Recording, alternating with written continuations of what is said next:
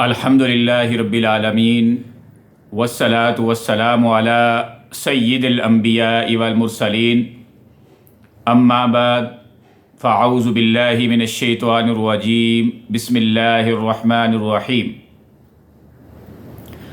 ان المنافقین فی الدرک الاسفل من النار۔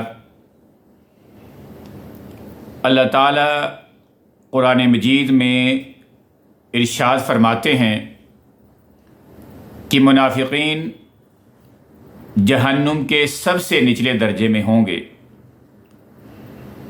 منافقین کون ہیں؟ جن کا ظاہر کچھ اور ہو، باطن کچھ اور ہو، آپ کے سامنے آپ کی تعریف کرتے ہوں، آپ کی پیٹھ پیچھے آپ کی برائی بیان کرتے ہوں، جب مسلمانوں کے ساتھ ملتے ہوں تو یہ کہیں کہ ہم تمہارے ساتھ ہیں، جب کافروں کے ساتھ بیٹھتے ہوں تو یہ کہیں کہ ہم تمہارے ساتھ ہیں، ہم تو مسلمانوں کے ساتھ مذاق کر رہے تھے۔ حضور نبی اکرم صلی اللہ علیہ وسلم نے منافقین کی 3 نشانیاں، 3 علامات ہمیں بتائی ہیں۔ ان میں سے پہلے یہ کہ جب بات کرے تو جھوٹ بولے، جب وعدہ کرے تو وعدہ خلافی کرے، اور جب اس کے پاس امانت رکھی جائے تو اس میں خیانت کرے۔ تو قرآن و حدیث کی روشنی میں یہ جو ہم نے بات بیان کی ہے، ان منافقین کا مطلب یہ ہے کہ ظاہر اور باطن میں تضاد ہوتا ہے ان کے۔ لیکن آج جو موضوع ہے ہمارا وہ یہ ہے کہ کچھ لوگ اس معاشرے میں اپنے ظاہر سے ہی منافقت کرتے ہیں، یعنی دراصل منافق تو وہ ہے نا جو باطن اور ظاہر میں تضاد ہو، جس کے باطن میں کچھ اور ہو، ظاہر میں کچھ اور ہو۔ لیکن آج جن لوگوں کی بات ہم کرنے لگے ہیں ناظرین، یہ وہ لوگ ہیں جن کا ظاہر ہی منافقت کی علامت ہے۔ اور یہ موضوع جو آج میں نے چنا ہے، کیونکہ پچھلے کئی سالوں سے آپ دیکھ رہے ہوں گے کہ ہمارے معاشرے کا یہ ایک ٹرینڈ بن چکا ہے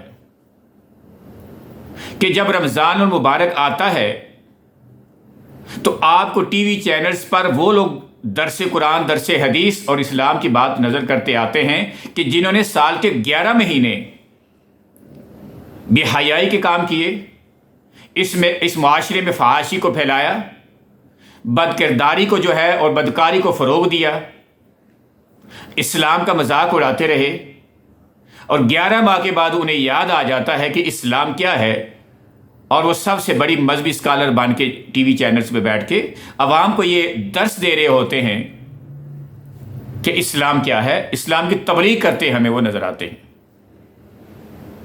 آپ جانتے ہیں کہ آج ہم انہیں کیا کہتے ہیں؟ آج ہم انہیں سنگر کہتے ہیں، گلوکار کہتے ہیں، ایکٹر کہتے ہیں۔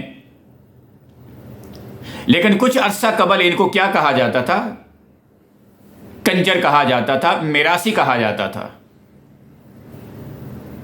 تو یہ کنجر اور میراثی آج اسلام کی تبلیغ کرتے پھر ہمیں نظر آتے ہیں۔ یعنی یہ اسلام کے ساتھ کتنا بڑا مذاق ہے اور اسلام کی یہ کتنی بڑی توہین ہے۔ محرم الحرام گزرا، ابھی 10 دن گزر چکے، میں نے دیکھا کہ وہ لڑکیاں جو پورے سال فاسٹ ڈانس کر رہی ہیں، بیہودہ لباس پہنے ہوئے ہیں، محرم کے ان 10 دنوں میں عبایا اوڑھ کر، چادر اوڑھ کر اور برقع پہن کر لوگوں کو تبلیغ بھی کر رہی ہیں، اور ساتھ ساتھ اپنی امام بارگاہ کے اندر جا کے وہ جو جتنے بھی ان کی عبادات ہیں وہ کر رہی ہیں۔ تو کیا یہ سنی مسلمانوں کا یا جو شیعہ حضرات ہیں، کیا وہ اس بات کو تسلیم کریں گے کہ یہ صحیح عمل ہے؟ کیا امام حسین کی یا ہمارے نبی کی تعلیمات یہی تھی کہ سال کے 11 مہینے تو آپ سارے برے کام کریں، نافرمانی اور بے حیائی کے کام کریں، اور جیسے ہی یہ مہینے آئے آپ جو ہے وہ ایک مذہبی لبادہ اوڑھ رہے ہیں؟ تو یہ جو لبادہ اوڑھا ہے آپ نے، یہ آپ کی منافقت ہے کہ آپ لوگوں کے سامنے ڈانس بھی بیہودہ کر رہے ہیں، لچر و فاحش گانوں پہ بیہودہ لباس بھی ہے آپ کا، لیکن آپ 10 دن حضرت امام حسین کی یاد میں سوگ بھی منا رہے ہیں۔ ایک لمحے کو غور آپ نے کرنا ہے کہ کیا امام حسین رضی اللہ تعالی عنہ نے شہادت اس لیے دی تھی؟ کیا ان کی بیویوں کا طرز عمل نعوذ باللہ ایسا تھا جو آج ہمارا بن چکا ہے؟ اور وہ مسلمان بھی اپنے آپ کو جو سنی مسلمان کہتے ہیں وہ بھی ذرا غور کریں کہ کیا 11 مہینے اللہ تعالیٰ کی نافرمانی جائز ہے؟ اللہ تعالیٰ کے احکامات پس پشت ڈالنا جائز ہے؟ اور کیا رب آپ کو ایک مہینے کے لیے رزق عطا کرتا ہے یا ایک مہینے کے لیے وہ کہتا ہے کہ آپ میری عبادت کریں؟ تو یہ ہماری ظاہری منافقت ہے ناظرین، کہ معاشرے کے بدترین لوگ پھر وہ بڑے بن جاتے ہیں اور دین سکھا رہے ہوتے ہیں اور ایسی ایسی باتیں عوام کو بتا رہے ہیں کہ جن کا تعلق اسلام سے ہے ہی نہیں۔ آپ مزارات پہ چلے جائیے، ملنگ بیٹھے ہوں گے، چرس پی رہے ہوں گے، بھنگ پی رہے ہوں گے اور یا علی مدد کا نعرہ لگا رہے ہوں گے۔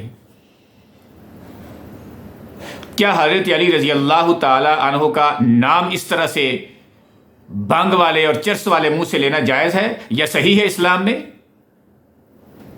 تو مسلمانوں اپنے طرز عمل پہ غور کرو کہ تم کیا کر رہے ہو۔ تم سب سے بڑے توہین کرنے والے ہو اپنے نبی کی اور اپنے صحابہ کرام کی،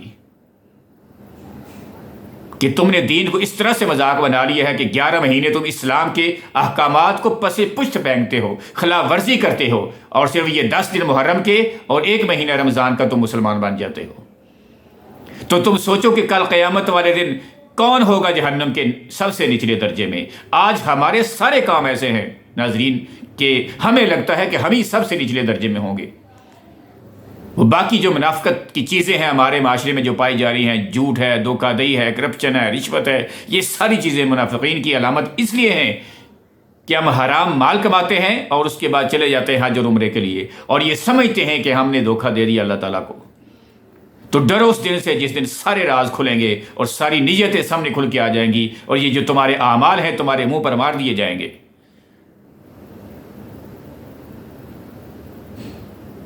معاشرے کو کیا ہوتا جا رہا ہے ناظرین؟ گرتے جا رہے ہیں، انسانیت سے دن بدن گرتے جا رہے ہیں، اسلام ختم کر رہے ہیں۔ خود سے کوئی غیر مسلم کرے تو ہم فوراً احتجاج کرتے ہیں، لیکن خود ہمارے مسلمان یہ توہین کر رہے۔ کیوں؟ کیا یہ مذہب صرف 1 مہینہ اور یہ 10 دنوں کے لیے آیا تھا؟ کیا امام حسین رضی اللہ تعالیٰ عنہ کی قربانی یہ درس دے رہی ہے ہمیں کہ ہے خواتین جو نام لیتی ہیں ان کا وہ پورا سال تو بے حیائی کے کام کرتے رہیں اور 10 دن امام حسین کی یاد میں سوگوار؟ اور میں تو کچھ لوگوں کو ایسے بھی ناظرین جانتا ہوں جن کا پرسنلی کہ 10 محرم جیسے ہی 11 محرم الحرام آ گئی، وہ نقاب بھی اتر گیا، وہ عبایا بھی اتر گیا، وہ سر سے چادر بھی اتر گئی اور حالت پہلے جیسی ہو گئی۔ کوئی ایک مثال ہے آپ کے پاس کہ حضرت امام حسین رضی اللہ تعالیٰ عنہ ہو کہ خاندان میں سے کسی نے ایسا کیا ہو؟ عید میلاد النبی بھی منا لی، جھنڈیوں سے مساجد بھی سجا لی، درباروں میں بھی چلے گئے اور ایسے اعمال بھی کر لیے جن کا اسلام سے کوئی تعلق نہیں ہے، اور اس کے بعد بھی فخر کرتے ہیں کہ ہم مسلمان ہیں پکے۔ دنیا جہان کی بدترین برائیاں ہمارے اندر ہیں ناظرین۔ ایک چھوٹا سا واقعہ جو آپ نے بھی کہیں پڑھا ہوگا، سنا ہوگا، سوشل میڈیا پہ آتے رہتے اس طرح کے واقعات، کہ جاپان میں کام کرنے والی ایک لڑکی، مسلمان لڑکی جو پاکستانی تھی، تو اس کو اس جاپانی لڑکی نے دیکھا کہ وہ کچھ چیزوں سے پرہیز کر رہی ہے، جھوٹ نہیں بول رہی اور اس طرح کی۔ تو جب اس نے سوال کیا کہ تم ایسا کیوں کر رہی ہو، تو اس نے کہا جی یہ بابرکت مہینہ ہے رمضان کا، اس میں ہمیں جو ہے وہ جھوٹ سے اور دھوکہ دہی سے اور فلاں فلاں جو اخلاقی برائیاں ہیں ہمارے اندر ان سے منع کیا ہے۔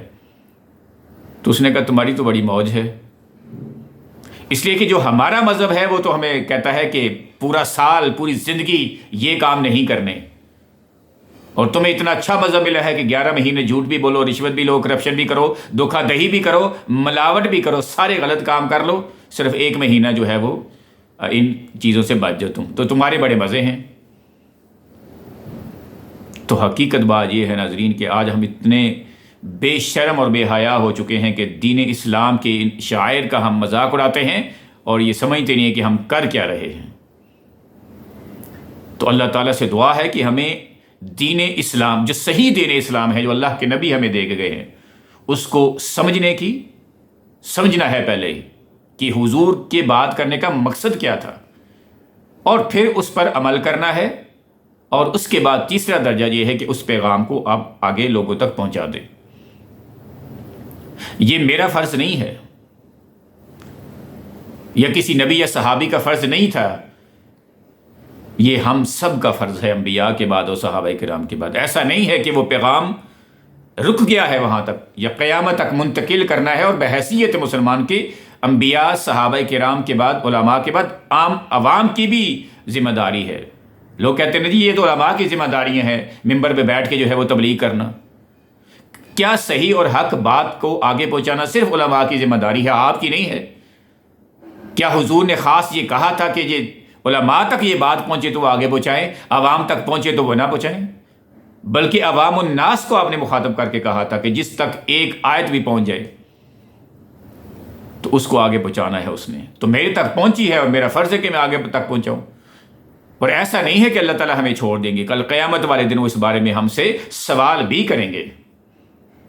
اور سنو ایسے کام کرنے والوں، سنو اپنے آپ کو ماہ رمضان میں نیک بنانے والے اور محرم میں اپنے آپ کو نیک ظاہر کرنے والے منافق لوگوں، سنو، اللہ تعالیٰ قرآن مجید میں ارشاد فرما رہے ہیں کہ جو لوگ معاشرے میں یہ چاہتے ہیں کہ فحاشی پھیلے تو ان کا ٹھکانہ جہنم ہے، اور جہنم کیا ہے؟ وہ جلتی ہوئی آگ ہے، اور ہمیشہ اس میں رہنا پڑے گا، جلنا پڑے گا اپنے گناہوں کی وجہ سے۔